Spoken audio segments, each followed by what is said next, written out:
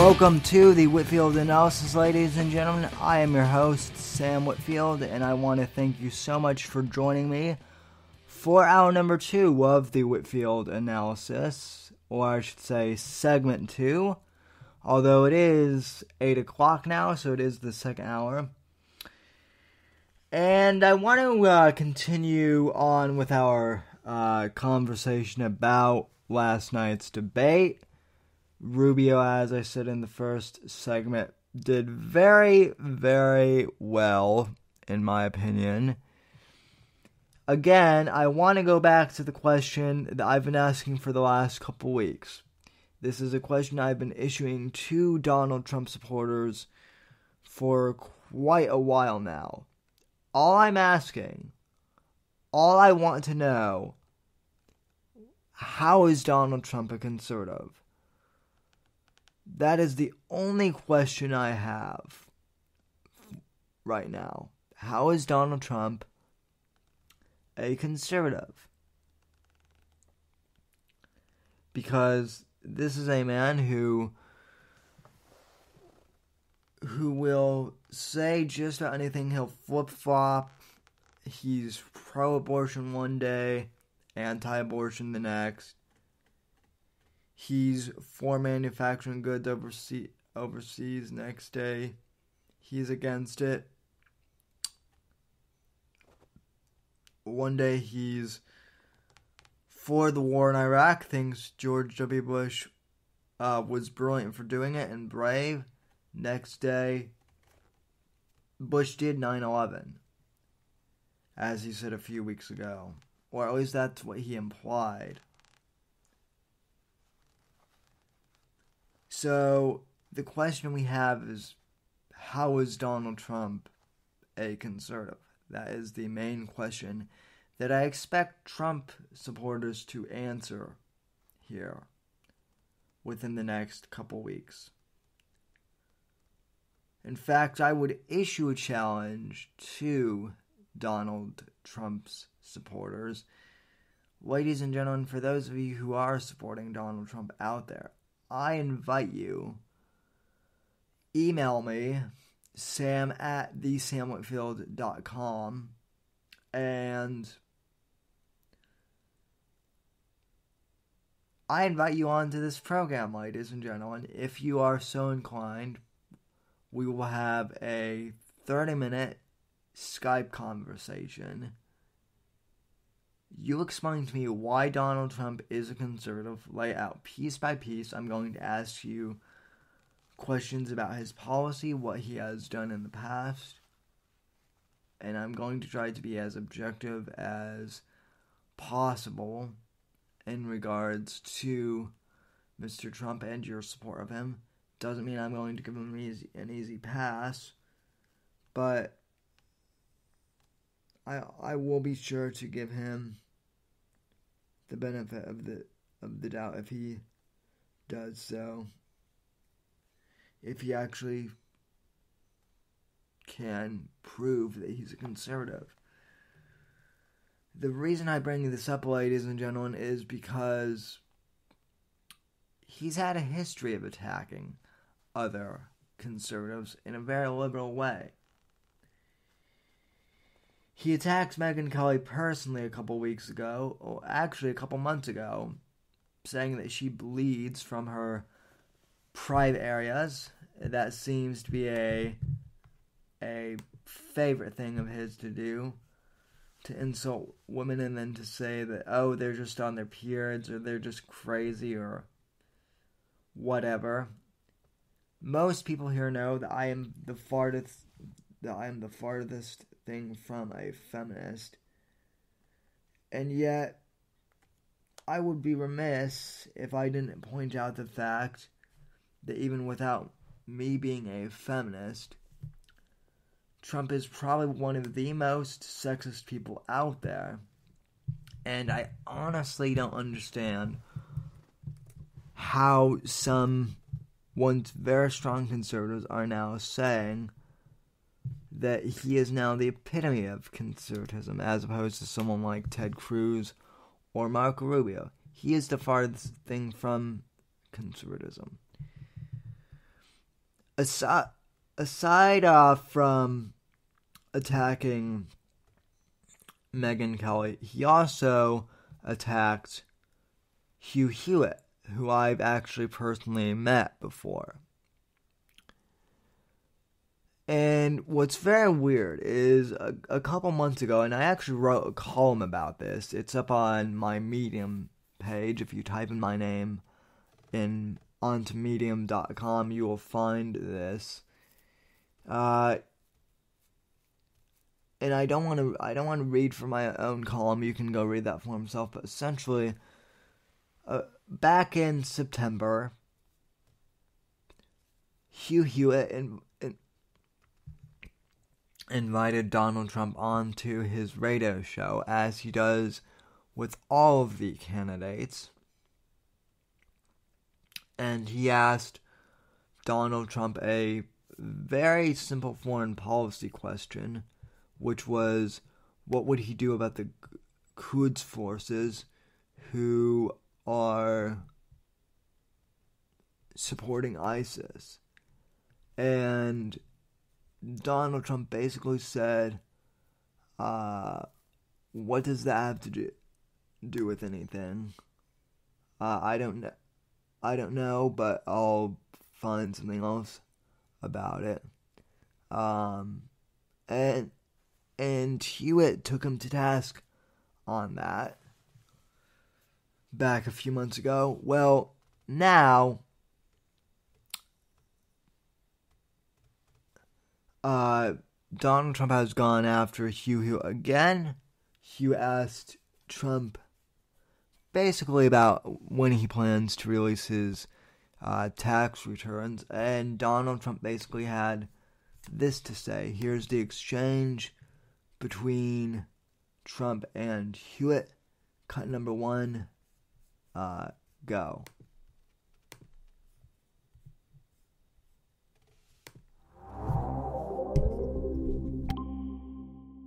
For 2 or 3 years, so I can't do it until the audit is finished, obviously, and I think people would understand that.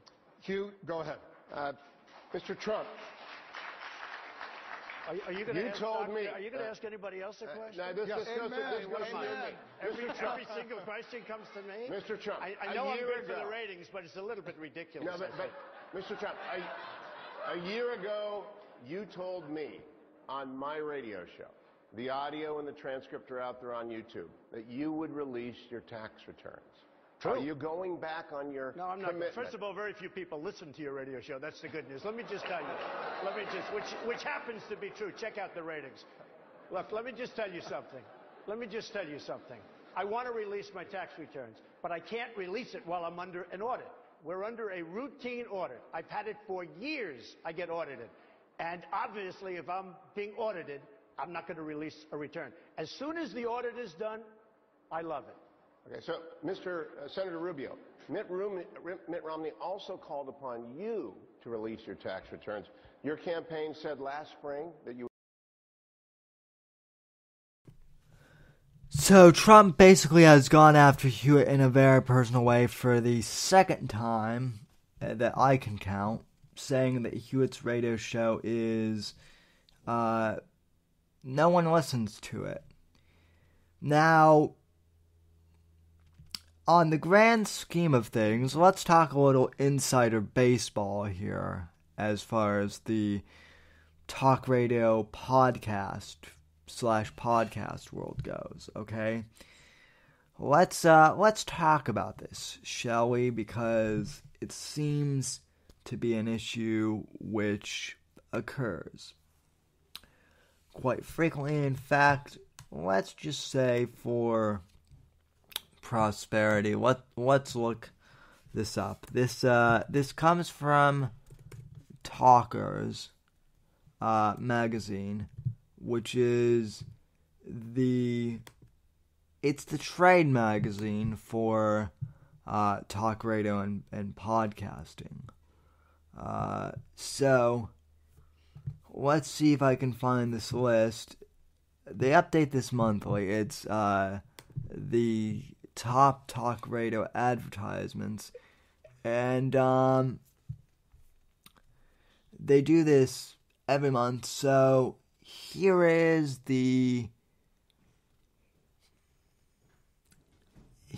the top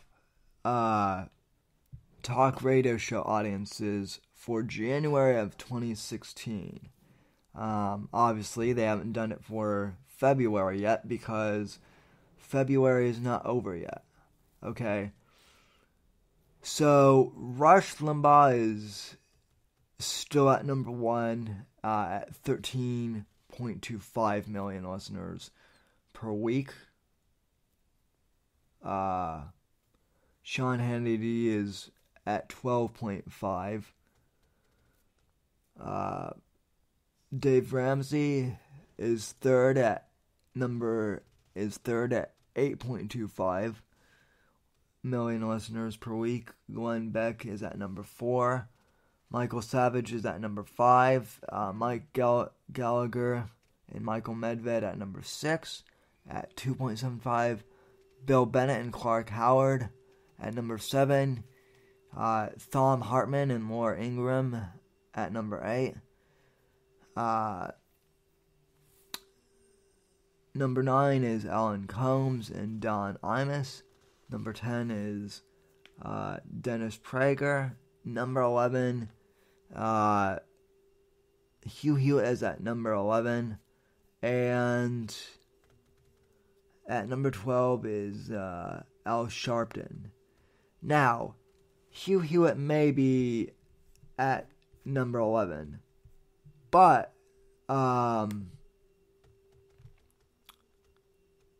his radio show has a huge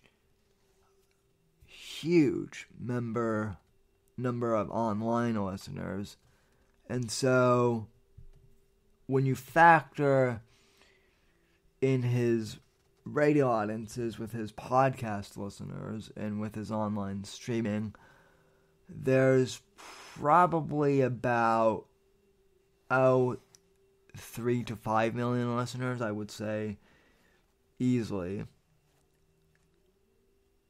So to say that Hewitt has absolutely no listeners is a complete farce to begin with. Let me say also, though, that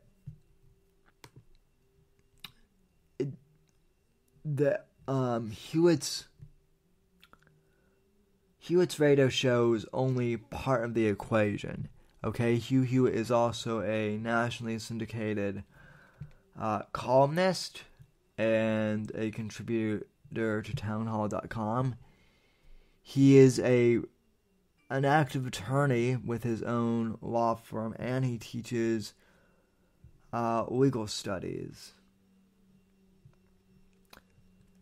So, for Donald Trump to say that Hewitt is a nobody, yeah, that's BS. And again, this is Trump's whole tactic, folks, of basically calling out anyone who disagrees with him. He's exactly like Obama in that way. I dare say, Donald Trump is a fascist. He wants to shut up anyone who disagrees with him. He mocks them. He ridicules them. He humiliates them, or tries to. The Trump supporters are really upset that Rubio was the one to really take him out and put him in his place. If we are, as conservatives, to elect a man like Trump to be our nominee against Hillary, Donald Trump will lose. And that's what I want to segue into next. Folks, what the hell is this mentality that Donald Trump can beat Hillary Clinton? Okay, and in case you haven't looked at a national poll recently, 60% of Americans said that they would not vote for Donald Trump in a general election. So America's pretty much split on Trump. So where do those other votes go? They're going to go to Hillary Clinton. See, the thing that Donald Trump supporters don't understand is Donald Trump supporters are so far into the soup that is Donald Trump. I'm using a Jewish metaphor here. What's the old Jewish saying? When you're in the soup, you can't smell the soup, right? If you're bathing in the soup, obviously you're not going to smell the soup. Which I could use much more grotesque analogies for that. But this is the exact same case. When you're in the middle of a Trump campaign, you can't smell the feces emanating from Trump's campaign. It's true. His campaign is crap. It literally is crap. And not that Hillary Clinton's campaign is much better, but Hillary Clinton knows how to make crap smell pretty to the general public, and Donald Trump does not. She is a master manipulator of the media, even more so than Trump is.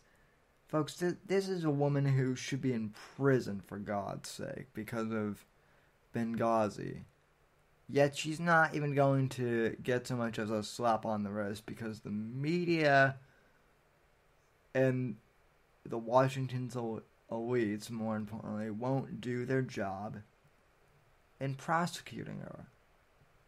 You think Donald Trump, a man who had her at his wedding, would slap her on the wrist? Seriously. You think he would betray his friendship with Hillary before he did the right thing? I don't think so. You have to understand that for those of us who question Trump's integrity as a conservative, we're not doing it to be annoying. We're doing it because we're concerned with the direction that the movement is going. Now, with all that being said, and I have made this clear from the beginning, and I will say this again.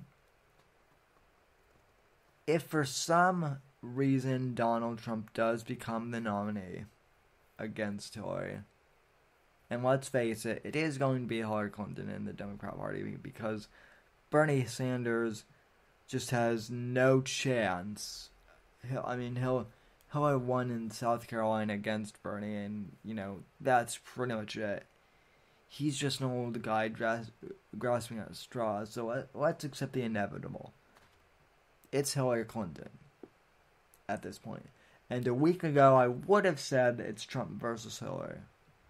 I would have said that for sure. Now with Rubio's performance, we may actually have a chance of preserving conservatism at this point. But I have always said, and I will maintain, that if Donald Trump somehow gets the nomination, I will back him 110% against Hillary Clinton, because it's either we get a mediocre to poor Republican in the White House, or we get a far left radical like Hillary Clinton in the White House, in which case the zombie apocalypse, I think, is going to be upon us if Hillary gets into the White House. I mean, things have almost gotten that bad under Obama. You really expect that Hillary is going to keep us from falling off the cliff? Right now, we're at the edge of the cliff, ladies and gentlemen, as far as America goes. And Hillary is slowly trying to step on our fingers and pry us off the ledge as we're falling to our doom.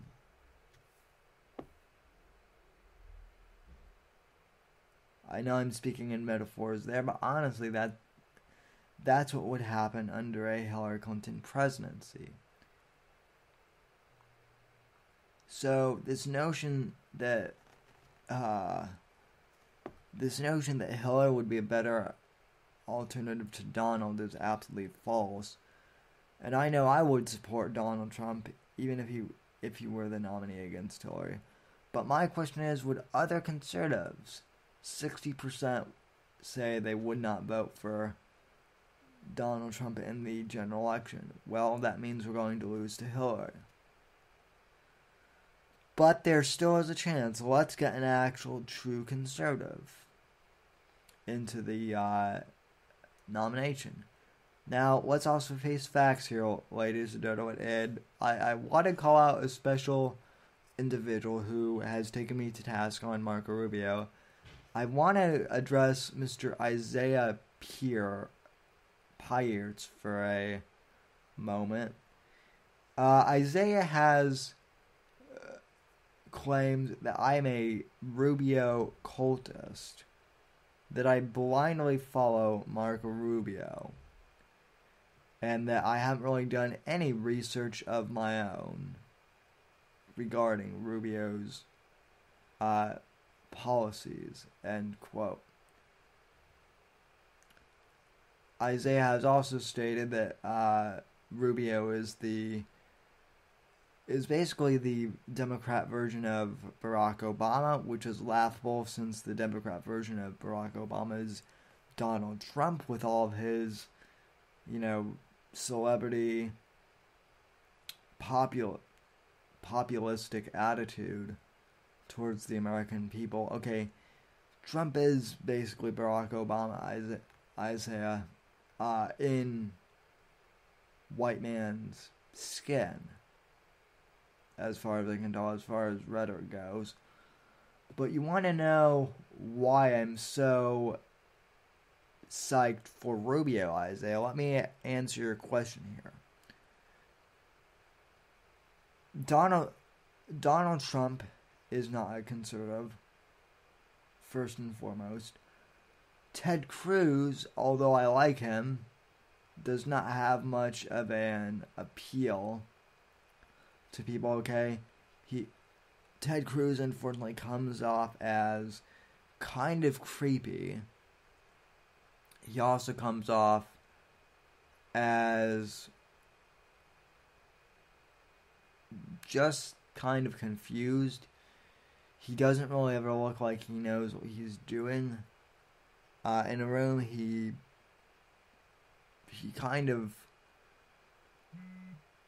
just doesn't look very presidential, is all I can say. So Cruz is out just based on mainly how he presents himself. Ben Carson and John Kasich, who, Isaiah, I know you like. Believe me, if Ben Carson were stronger in this primary, if he were able to pick up if he were able to do well early on, I would have full well supported Ben Carson because I think he's a great man. I love Dr. Ben Carson. But obviously at this point in the primaries, voting for him would be a waste because he's polling so far behind. And John Kasich, well, I love John Kasich. Matt Dallas Masucci has vouched for John Kasich a bunch. However, the son of a humble mailman, as he likes to mark himself as, he's not going anywhere in the polls either. And so what we're left with is Rubio, who, as far as I'm concerned, his only real flaw is the immigration bill. Other than that, ladies and gentlemen, how is Marco Rubio not a conservative? Okay, this is the other thing that I'll get to in a sec. But moving on.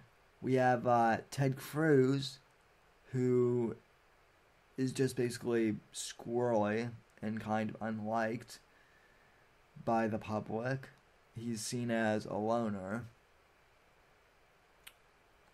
who plays by his own rules and doesn't want to really cooperate with anyone else in Congress. And then we have Donald Trump, who, as I said before, isn't really a conservative. He's literally Barack Obama light when it comes to rhetoric. So when we have a guy who is basically all rhetoric and a guy who's kind of squirrely, with Ted Cruz being the squirrely one and Trump being the nasty one,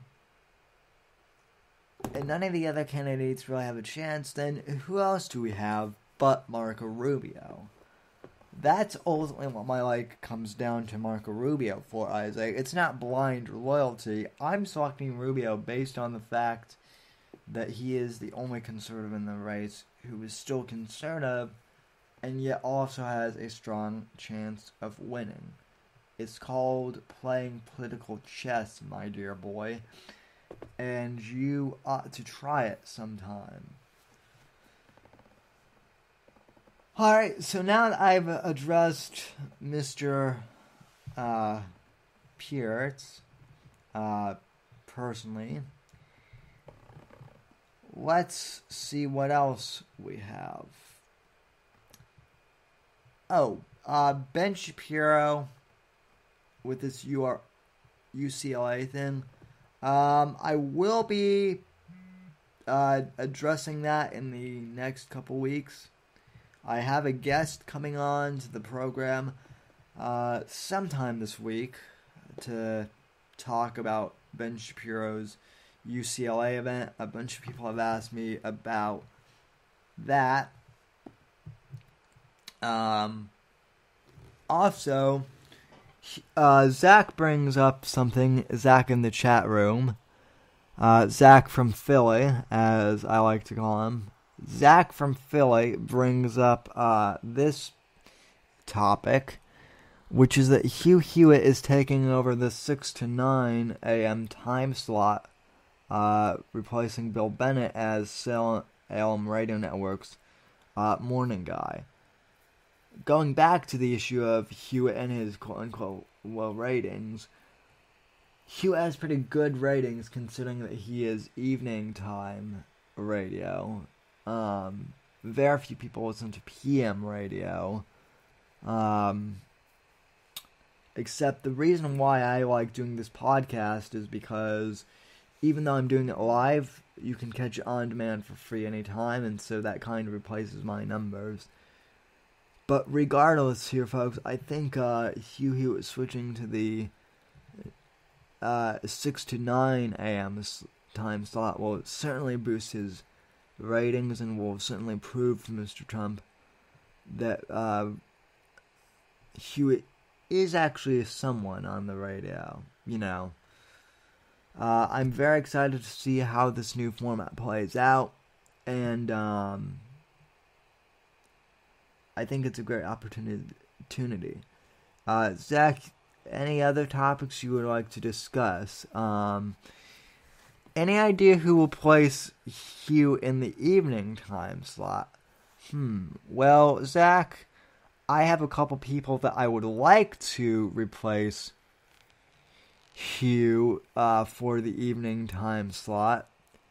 I don't know who will at the current moment, but if I had my choice, probably my number one pick for Hewitt's replacement would be WMAL's own Lara O'Connor.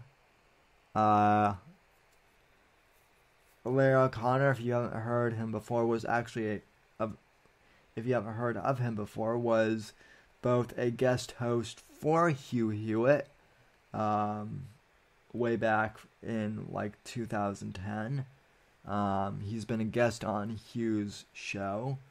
He's also been a guest host on the Dennis Miller Show, back when Dennis Miller had his radio show on air.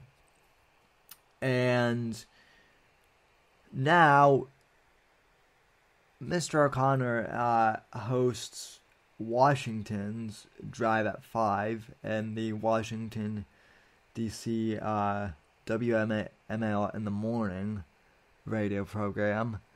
I think Larry would be pretty good, and he would be my personal pick. As far as Guy P. Benson goes, that's who Zach nominates, and yeah, Zach, I like Guy P. Benson. I've had him on my show a number of years ago. I think if Guy Benson were to replace, he would certainly be. I think he would be like one of the youngest nationally syndicated hosts in the country. I'm not really sure if this would be a good option, but Ben Shapiro, I think, would also be a good choice. He would kind of be in the same line with Guy P. Benson, being one of the younger guys to do a national show. But yeah, so far Larry is my number one pick to replace Hugh Hewitt in the evenings. I would certainly call in to Larry's show, and I would certainly be part of Larry's freemium fan club. Although if Larry's smart, and this is a little bit of suggestion, if Larry is smart, he would keep his podcasts free for all the broke college kids who want to listen to him. Or he would have to make it extremely cheap at $3.95 per month. One of those two. But, yeah, Larry O'Connor is my number one pick, but Guy P. Benson is pretty good too. Zach, who do you think would be the replacement for Hugh at this point? Any suggestions? And that goes for you too, folks. If you would like to make suggestions, comments as to this topic regarding Hugh Hewitt, or any other comments regarding the show, you can always call the voicemail at 941-564-5805. And you can also follow me on Twitter at SomeW_NDC, hashtag WR Radio Show. I know that I know that we kind of did the call-outs a little bit in reverse, but hey, that's what we like to do here, mix things up a little bit. Zach, Salem won't go too radical. Exactly, Zach, which is why I think Larry O'Connor would be perfect. Although, other than Larry's smirk, I think we would be okay. Larry every once in a while gets this mischievous look on his face like he's out to cause trouble. That's probably the only time still I might consider him to be a little bit too radical. But other than that, yeah, I think you pretty much have my point across. Anyway, though, folks, we are coming up at 35 minutes. Ben Shapiro is a little too radical. Nah. Yeah, I guess. I could. Well, Shapiro's an Orthodox Jew, partially, and Orthodox Jewish conservatives, I love them. I love Ben Shapiro. He's one of my favorite hosts. He hosts a daily podcast.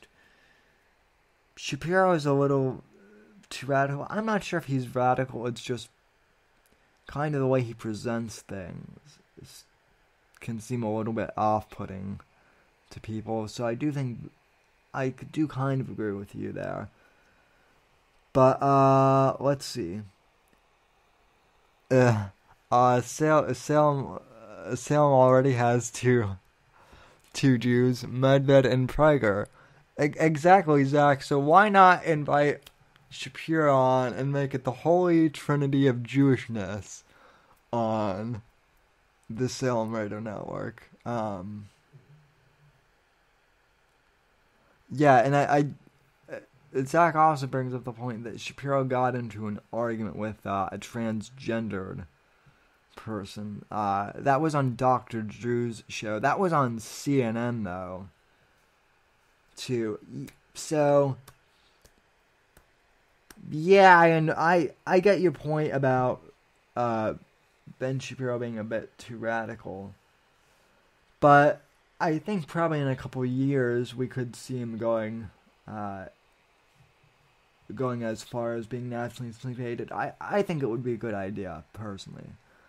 But, so far, Larry O'Connor is my number one pick. I would have picked Michael Hausum, too.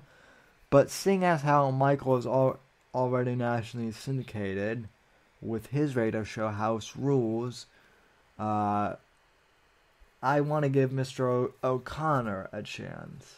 So, but anyway, folks, other than that, I can't really think of anything else that we have to cover tonight. We will be back tomorrow at 7 p.m. Eastern Time. So, from all of us here at NGC1, I want to thank you all for tuning in. Have a great evening. God bless and God save this great nation.